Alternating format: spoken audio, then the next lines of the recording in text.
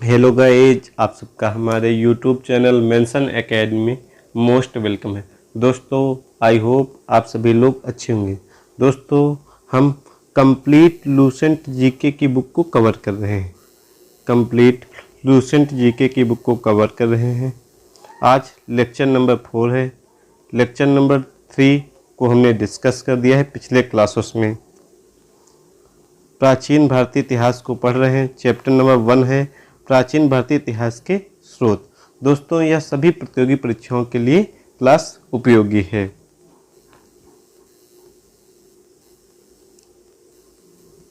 दोस्तों, आज हम चाइनीज राइटर के बारे में पढ़ेंगे। चाइनीज राइटर के बारे में पढ़ेंगे। दोस्तों, इससे पहले एक नोट है, इसको पढ़ लेते हैं।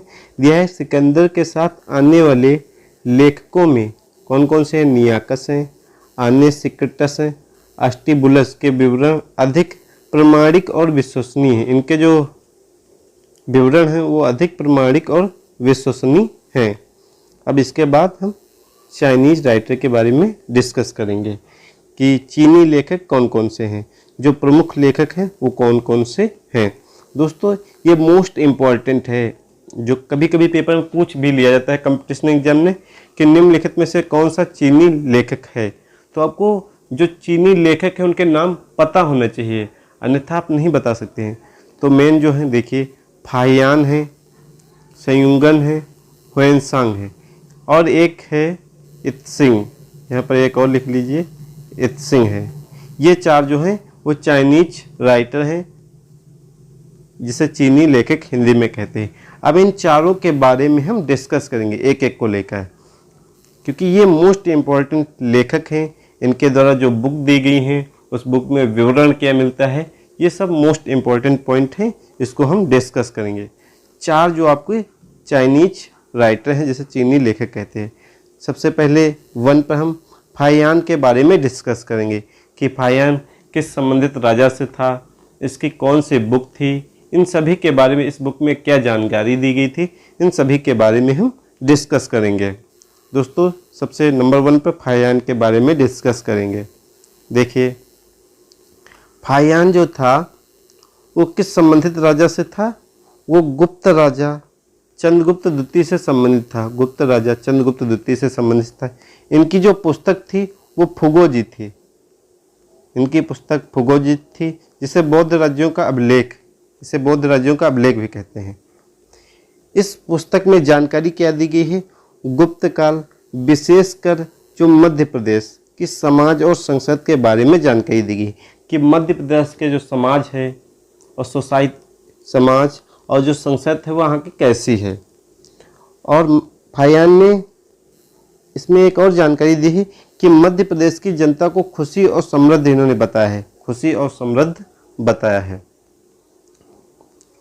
दोस्तों, फाहियान की जो बुक है फुगोजी है, जिसे बौद्ध राज्यों का अभिलेख भी कहते हैं। इसमें जानकारी गुप्त काल, विशेषकर मध्य प्रदेश की समाज और संसद के बारे में जानकारी मिलती है।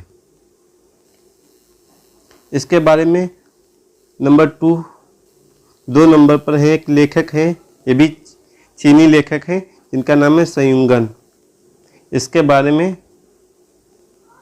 जो 2 पॉइंट दिए गए हैं उसके बारे में डिस्कस करें। यह 518 ईस्वी में भारत आए थे। इसने अपने 3 वर्षों की यात्रा में बौद्ध धर्म की प्राप्तियां एकत्रित की थी। इसने जो अपने 3 वर्षों की यात्रा में बौद्ध धर्म की प्राप्तियां एकत्रित की थी। इसके बाद एक 3 नंबर पर लेखक हैं जिनका नाम है हुएनसांग। ये भी मोस्ट इम्पोर्टेंट है। ये सभी चीनी लेखक चल रहे हैं अभी। चीनी लेखक के बारे में हम डिस्कस कर रहे हैं। दोस्तों, सबसे पहले हुएनसांग के कौन कौन से नाम हैं इसके बारे में हम डिस्कस करें। हुएनसांग को यात्रियों का राजकुमार भी कहते हैं। इन्हें नीति का पंडित कहते हैं। और इसका एक तीसरा नाम है शाक्य मुनि। इनके 3 नाम हैं। हुएनसांग के बारे में डिस्कस करेंगे। हुएनसांग की जो यात्रा थी वो 629 से 645 ईस्वी तक चली थी। हुएनसांग किसके शासनकाल में आए थे? तो हर्षवर्धन के शासनकाल में आए थे। ये मोस्ट इम्पॉर्टेंट क्वेश्चन है, पूछा जा सकता है कि ह्वेनसांग किसके शासनकाल में आए थे, तो हर्षवर्धन के शासनकाल में आए थे। दोस्तों ह्वेनसांग की एक बुक है सी यू की, कौन सी है, सी यू की, जिसमें हर्षकालीन व्यवस्था की जानकारी दी गई है। 138 देशों का विवरण दिया गया है इस बुक में। और ह्वेनसांग कहाँ पढ़ाई करते थे, कहाँ पढ़ने के लिए गए थे, बिहार में स्थित है नालंदा विश्वविद्यालय, बिहार में स्थित है नालंदा विश्वविद्यालय में ये पढ़ने गए थे। नालंदा विश्वविद्यालय में, नालंदा विश्वविद्यालय में पढ़ने गए थे। और जब ये पढ़ने गए थे, जैसे हम आप लोग पढ़ते हैं तो हमारा कोई एक अध्यापक होता है, ऐसे इनके भी अध्यापक थे। उनका जो नाम था, उनका नाम था सीलभद्र, उनका नाम सीलभद्र था।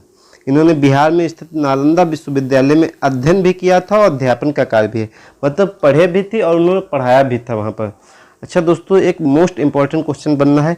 अब नालंदा विश्वविद्यालय, ये जो टर्म आ गया है यहाँ पर एक मोस्ट इम्पॉर्टेंट पॉइंट है।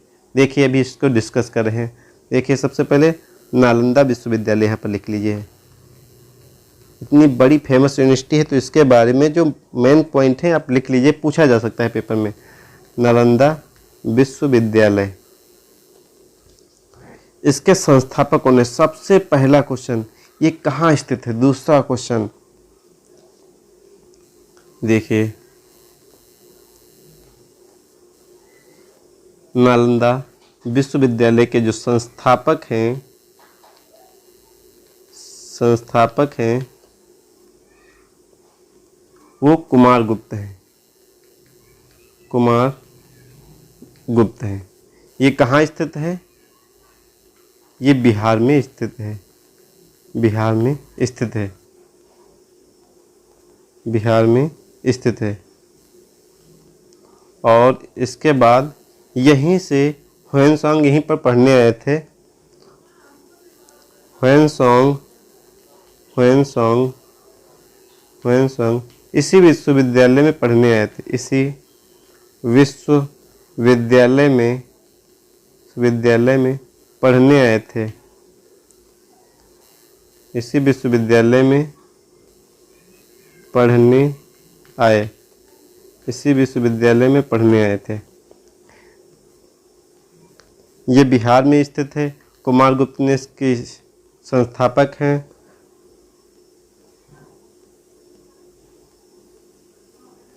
ये 3 मोस्ट इम्पॉर्टेंट पॉइंट हैं जो हमने डिस्कस कर दिया है।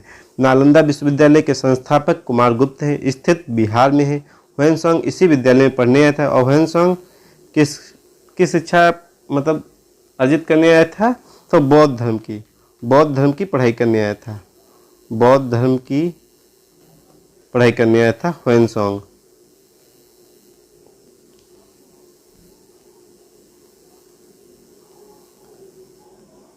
इसके बाद दोस्तों 4 नंबर पर राइटर एक है इत्सिंग, ये भी एक चीनी लेखक हैं, ये भी एक चीनी लेखक हैं, ये भी एक चीनी लेखक हैं। इत्सिंग के बारे में क्या कहा, 7वीं सदी के अंत में भारत आया एक चीनी यात्री और अनुवादक।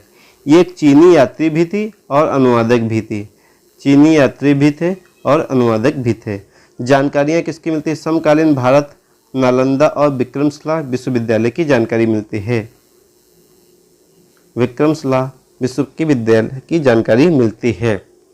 इन 4 राइटर्स के बारे में हमने डिस्कस कर दिया है।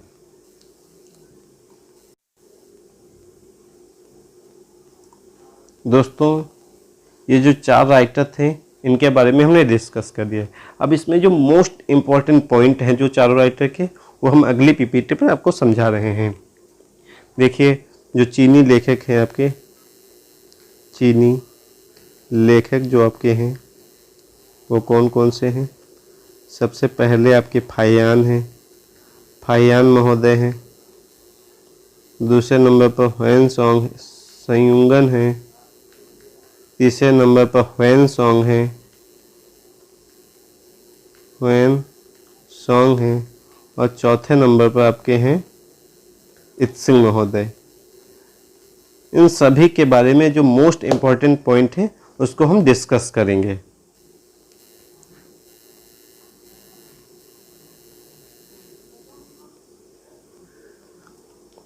देखिए, इन सभी के बारे में जो मोस्ट इम्पॉर्टेंट पॉइंट है उसको डिस्कस। सबसे पहले हम फाहियान के बारे में डिस्कस करेंगे। फाहियान के बारे में डिस्कस करेंगे। देखिए, अगली पीपीटी पे हम समझा रहे हैं आपको फाहियान के बारे में। फाहियान,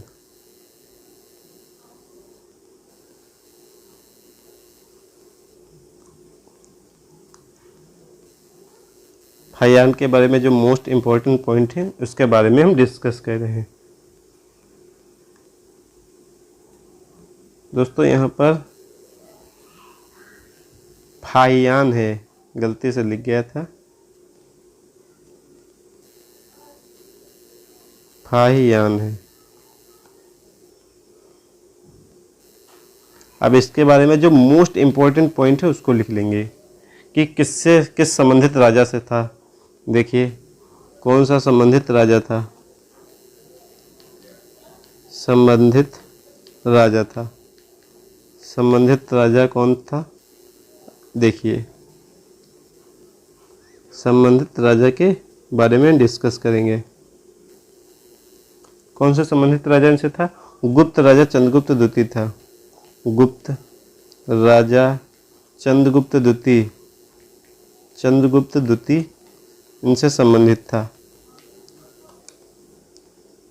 फाहियान किस राजा से संबंधित थे? गुप्त राजा चंद्रगुप्त द्वितीय से संबंधित थे। दोस्तों, इसी तरह से आपको नोट्स बनाने हैं। हम प्रयास अच्छे से अच्छा कर रहे हैं कि इस पर लिख पाएँ डिजिटल बोर्ड पर।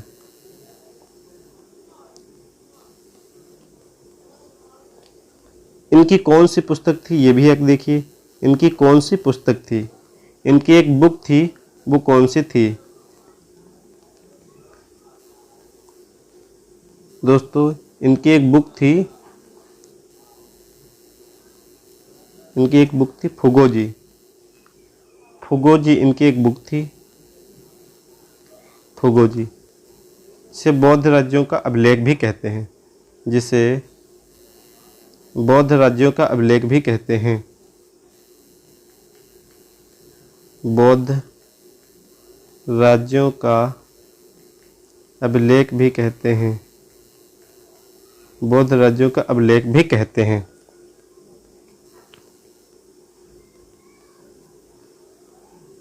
और इसके बाद एक मोस्ट इम्पॉर्टेंट पॉइंट है कि इस बुक में क्या जानकारी दी गई है, इसके बारे में हम डिस्कस करेंगे। इस बुक में क्या जानकारियाँ दी गई हैं? इस बुक में क्या जानकारियाँ दी गई हैं? जो इन्फॉर्मेशन दी गई हैं वो किस चीज़ के बारे में दी गई हैं? देखिए दोस्तों, जो यहाँ पर इन्फॉर्मेशन दी गई हैं वो आपकी दी गई हैं गुप्त काल, विशेषकर मध्य प्रदेश, गुप्त काल विशेषकर मध्य प्रदेश की समाज और संस्कृत, मध्य प्रदेश की समाज और संस्कृत के बारे में जानकारी दी गई। समाज और संस्कृत के बारे में जानकारी दी गई है, के बारे में जानकारी दी गई है। और इन्होंने एक और पॉइंट दिया है जो मोस्ट इम्पोर्टेंट है। इन्होंने मध्य प्रदेश की जनता को खुशी और समृद्ध बताया है। इन्होंने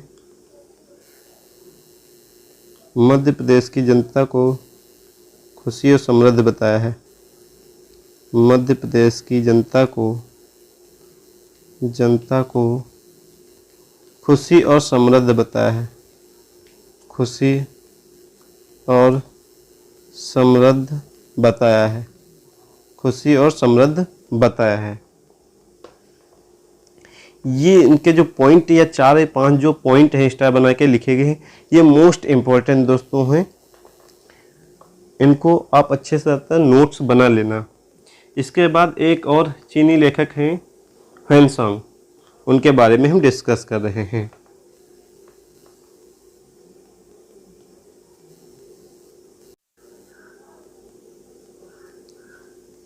ह्वेनसांग के बारे में डिस्कस करेंगे।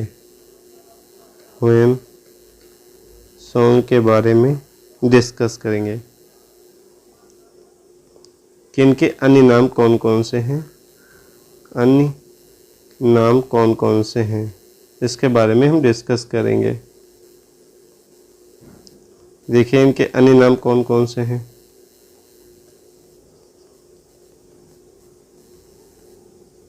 इनके जो अन्य नाम हैं वो कौन कौन से हैं।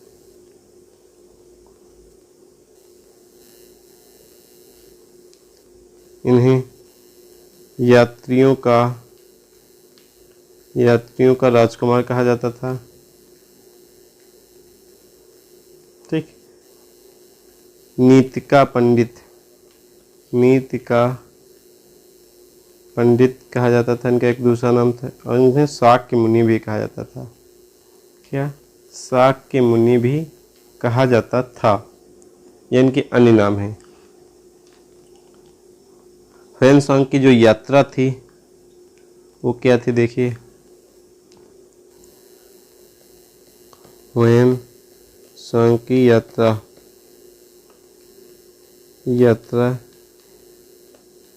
629 से 645 AD 629 से 645 AD थी।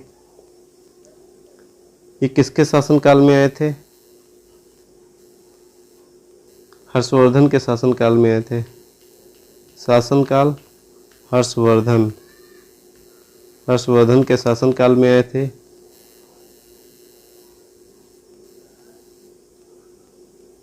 ह्वेनसांग की एक बुक थी सी यू की। इसमें दो चीज़ों की जानकारी दी गई थी। एक आपकी हर्षकालीन व्यवस्था की जानकारी दी गई थी। हर्षकालीन व्यवस्था की जानकारी दी गई थी।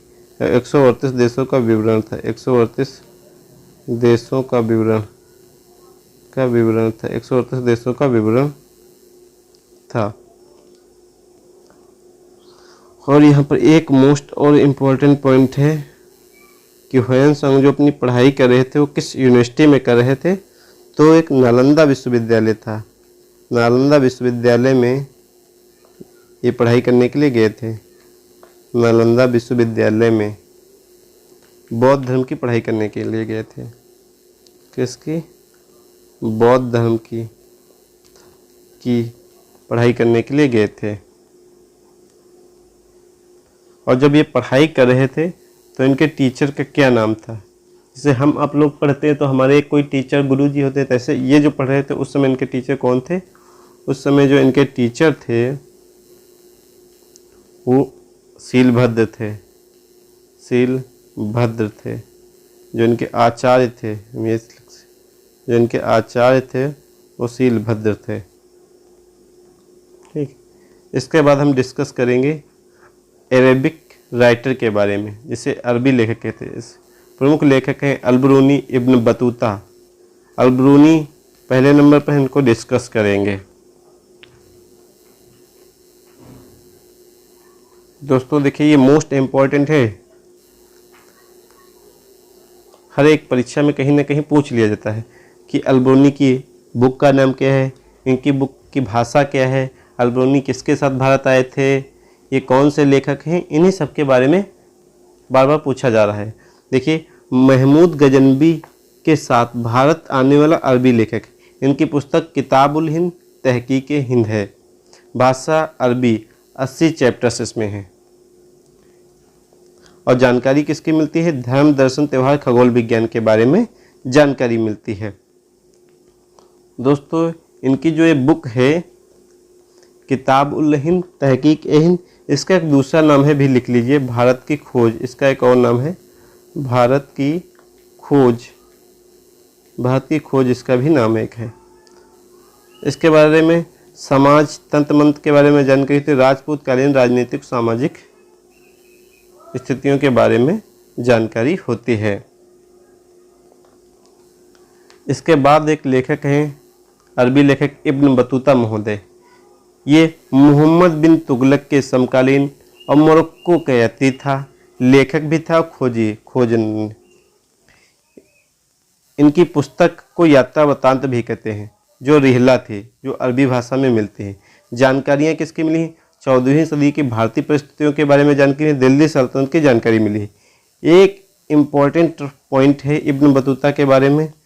1333 में, देखिए 1333 में मोहम्मद बिन तुगलक ने इब्न बतूता को दिल्ली का काजी या न्यायाधीश बना दिया, जो बहुत बड़ा इनको पद सौंप दिया गया 1333 ईस्वी में मोहम्मद बिन तुगलक ने।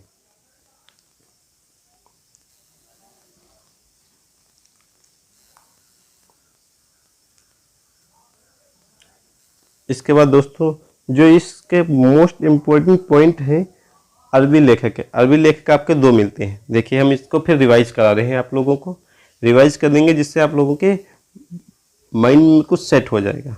देखिए अरबी लेखक कौन से हैं, देखिए आप अरबी लेखक कौन कौन से हैं। एक अलबरूनी है, एक इब्न बतूता है। एक अलबरूनी है, दूसरे इब्न बतूता हैं। इब्न बतूता हैं, दूसरे इब्न बतूता हैं। अब अलबरूनी के बारे में हम डिस्कस करेंगे, इसके बाद इब्न बतूता के बारे में डिस्कस करेंगे। जो मोस्ट इम्पॉर्टेंट पॉइंट है उसको हम डिस्कस कर रहे हैं और आपको लर्न भी हो जाएंगे। देखिए सबसे पहले हम अलबरूनी के बारे में डिस्कस करेंगे। सबसे पहले हम अलबरूनी के बारे में डिस्कस करेंगे। अलबरूनी,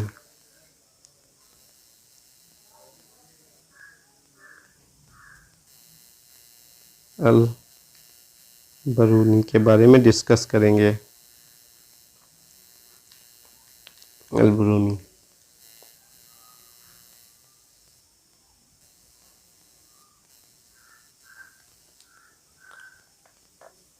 अलबरूनी की जो बुक थी वो कौन थी? देखिए इनकी जो बुक थी वो किताबुल हिंद, किताब उल हिंद, तहकीक ए हिंद,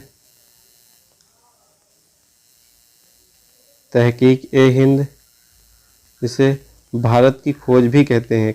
इसका एक भी नाम है भारत की खोज। इस बुक के 3 नाम मिलते हैं। ये किसके समकालीन आया था? महमूद गजनवी के साथ आया था भारत। महमूद गजनवी के साथ, महमूद गजनवी के साथ भारत आया था, भारत आया। और ये बुक किस भाषा में है? ये जो बुक है अरबी भाषा में है, अरबी भाषा में। ये बुक अरबी भाषा में है। इसमें 80 चैप्टर मिलते हैं, इसमें 80 चैप्टर मिलते हैं। जानकारी किस चीज़ की दी गई है? जानकारी धर्म, दर्शन, त्योहार, खगोल विज्ञान के बारे में जानकारी दी गई। धर्म, दर्शन, खगोल, धर्म, दर्शन, त्योहार, खगोल विज्ञान के बारे में जानकारी दी गई। खगोल विज्ञान के बारे में जानकारी दी गई है। अरबी भाषा में बुक मिलती है, 80 चैप्टर हैं। महमूद गजनवी के साथ भारत आया था। इनकी बुक का नाम है किताबुल हिंद, तहकीक हिंद, भारत की खोज। अलबरूनी की बुक का नाम है।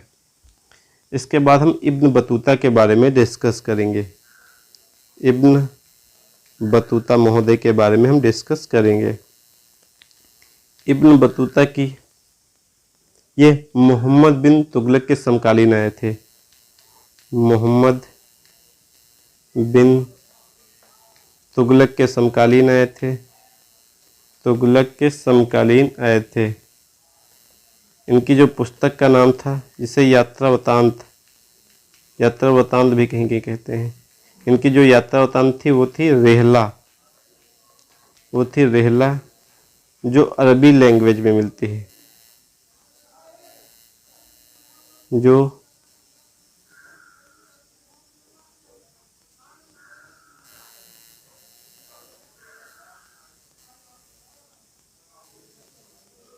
अरबी लैंग्वेज में मिलती है।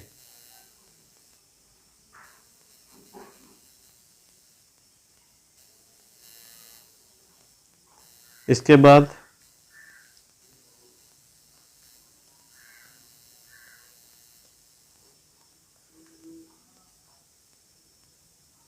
इनके जो विशेष जानकारी है, इनको 1333 ईस्वी में मोहम्मद बिन तुगलक ने 1333 में मोहम्मद बिन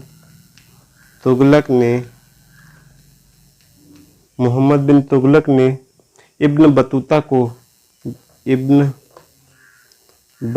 को दिल्ली का काजी तथा न्यायाधीश बनाया। दिल्ली का काजी न्यायाधीश बना दिया। दोस्तों, ये इनको बहुत बड़ा पद सौंप दिया गया 1333 ईस्वी में। इब्न बतूता ये मोरक्को का यात्री था एक। इसकी बुक रहला थी और इसमें जो जानकारी दी थी इसने, इस बुक में जो जानकारी मिली थी वो 14वीं सदी की भारतीय परिस्थितियों के बारे में जानकारी मिली थी। 14वीं सदी की भारतीय परिस्थितियों के बारे में जानकारी मिली थी और दिल्ली सल्तनत की जानकारी भी मिल जाती है। दोस्तों, आई होप अगर क्लास आपको अच्छी लगी हो तो हमारे यूट्यूब चैनल मेंशन एकेडमी को सब्सक्राइब एंड शेयर ज़रूर कर दीजिए। दोस्तों, हमारी पूरी वीडियो देखने के लिए आपका बहुत बहुत धन्यवाद।